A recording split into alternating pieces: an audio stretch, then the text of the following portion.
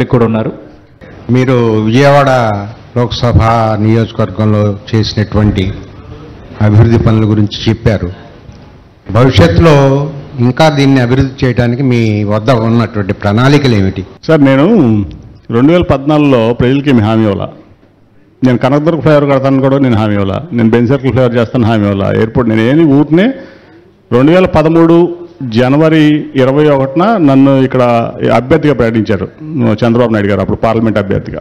ఆ 14 నెలలు 15 నెలలు అంతకుముందు నేను ఇక్కడ పుట్టి పెరిగి నేను ఇక్కడ వ్యాపారం చేసి ఇదన్నీ చేసినా నాకు విజయవాడ వెనకబడి ఉందని తెలుసు. కానీ నిజంగా దేని మీద దృష్టి పెట్టాలనేది నా పెద్ద ఆ రోజు ఆ పార్లమెంట్ అభ్యర్థిగా నేను వచ్చేప్పటికి నాకు అంత అవగాహన లేదు. కానీ తర్వాత అవగాహన చేసుకుని నేను చేయాల్సినవి మా మైండ్లో పెట్టుకుని నేను చేశాను. దాంట్లో ఫలితాలు వచ్చినాయి నాకు. ఖచ్చితంగా నాకున్నటువంటి అంతకుముందు నాకున్నటువంటి కేంద్రంలో ఉన్న పెద్ద రిలేషన్స్తో అవనండి, నా కమిట్మెంట్ అవనండి, నేను చేసిన నా వర్క్ కల్చర్ అవనండి, నా డెడికేషన్ అండ్ కమిట్మెంట్ అవనండి, ఐఎమ్ హ్యాపీ. నాకు రిజల్ట్ వచ్చింది. నాకు ఇంకా యాక్చువల్ నిజం చెప్పాలంటే 2019 నుంచి 24 వరకు నాకు అంత సాటిస్ఫాక్షన్ లేదు నేను చేసిన పనిలో. నిజం చెప్తున్నా మీకు, మై హానెస్ట్ ఫీలింగ్ అనమాట. ఎందుకంటే నేను ప్రతిపక్షంలో ఉన్నా, నాకు జగన్మోహన్ రెడ్డి గారిని కలవడానికి మా బాస్ పర్మిషన్ లేదు, అప్పుడు బాసు. సో ఎందుకంటే మీకు అందరికి తెలుసు కొన్ని విషయాలు స్టేట్ గవర్నమెంట్ నుంచి రికమెండేషన్ లేకుండా సెంట్రల్ గవర్నమెంట్ నుంచి మనం చేయలేం, సపోర్ట్ లేకుండా.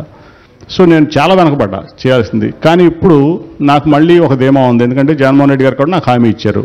నేను ఒకటే చెప్పాను నేను చేరిన రోజున, నేను మీ దగ్గరికి ఏ పనికి రాను, ఇక్కడ ప్రజల కోసం కానీ ఈ ప్రాంతం కోసం కానీ నా డ్రీమ్ విజయవాడ. ఇక్కడ నేను ఇది కాస్మోపాలిటన్ సిటీ చేయాలని నాకు కోరుకోవట్లా, బట్ లివబుల్ సిటీగా నాకు మంచి ఎయిర్పోర్ట్ వచ్చింది, నాకు హ్యాపీ. నెక్స్ట్ 30 years నాకు ఎయిర్పోర్ట్తో పని లేదు. ఆల్రెడీ పనులు జరుగుతున్నాయి, 1000 crores డెవలప్మెంట్ జరుగుతుంది. అట్లాగే కొన్ని ఫ్లైఓవర్స్ కొన్ని ఇది. ఇప్పుడు మీకు ఇంకా చెప్పాలంటే నేను ఈ 5 yearsలో యాక్చువల్గా సాధించింది ఏంటంటే Vijayawada Nagpur greenfield express way. మీరందరూ జర్నలిస్ట్ మీరు చూసే ఉంటారు, పనులు కూడా స్టార్ట్ అయినాయి ఆల్రెడీ. గడ్కరీ గారి దగ్గరికి వెళ్ళి నాకు ఆయనకున్న సాన్నిహిత్యంతో ఒక రోజు ఇట్లా టీ తాగుతూ చెప్పా, సార్ మీరు మీకు నాకున్న ట్రాన్స్పోర్ట్ అనుభవంతో చెప్పా, మీరు నాగ్పూర్ నుంచి మీ నియరెస్ట్ పోర్టు ముంబై జేఎన్పీటీ, దానికి వెళ్ళాలంటే మీకు 920 kilometers అవుతుంది మీ ట్రక్ ఏదైనా కానీ. అట్లాగే మీకు నాగ్పూర్ టు విజయవాడ వస్తే 500 kilometers డైరెక్ట్ రోడ్ అయితే అవుతుంది. అక్కడ నుంచి 70 kilometers ఇప్పుడు జగన్మోహన్ రెడ్డి గారు పోర్ట్ కడుతున్నాడు, రెడీ అవుతుంది. 570 నుంచి 600 kilometers మీరు నాగ్పూర్ నుంచి మీ ట్రక్ కానీ ఏదైనా మీ కంటైనర్ కానీ మచిలీపట్నం పోర్ట్లో ఉంటుంది సార్ అంటే నిజమా అన్నాడు ఆయన.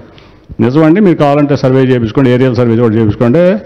అది చేయించుకున్న తర్వాత ఆయన కరెక్టే నువ్వు చెప్పింది, చాలా మంచి ఇది తీసుకొచ్చావు నువ్వు ప్రాజెక్టు అని చెప్పి దానికి ఇది చేస్తే వాళ్ళు 14,000 crores రూపాయలు greenfield express economic corridor work out చేశారు, మీరు చెక్ చేసుకోవచ్చు. Nagpur to Vijayawada access control greenfield expressway already land acquisition అయిపోయింది, విజయవాడ వరకు అయిపోతుంది. సో అది ఒక చాలా గ్రేట్ అచీవ్మెంట్ ఈ టర్మ్ నేను చేసింది.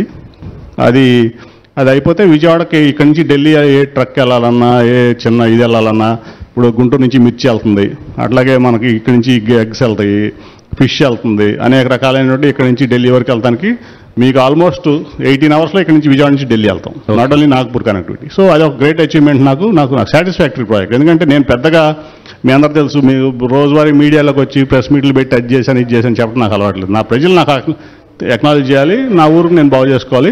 ఓకే, అదొక సాటిస్ఫాక్షన్ ఉంది. గడ్కరీ గారు అదొకటి చేసి పెట్టారు నాకు. ప్లస్ అది దేశానికి కూడా ఉపయోగపడుతుంది ఆ project. So I'm happy for that. So అట్లాగే ఇంకో 4 ప్రాజెక్టులు ఉన్నాయి నాకు విజయవాడ చేయాల్సినవి. ఇప్పుడు నేను చెప్పను, చేసిన తర్వాత ఇది నేను చేశాను సాటిస్ఫాక్షన్ అప్పుడు మేము ముందు చెప్తాను.